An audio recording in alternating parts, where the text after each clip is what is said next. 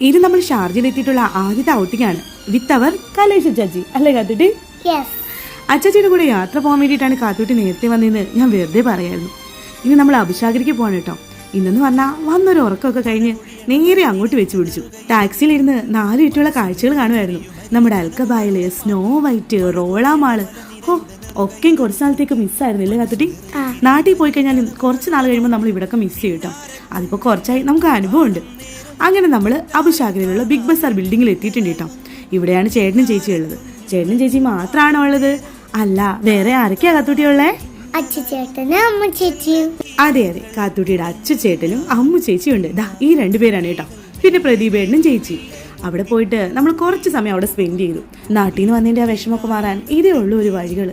ഇനി എന്തായാലും 1 മാസത്തേക്ക് ആകെ സാഡായിരിക്കും, ഒരെത്തും പിടിയും കിട്ടാത്ത അവസ്ഥ.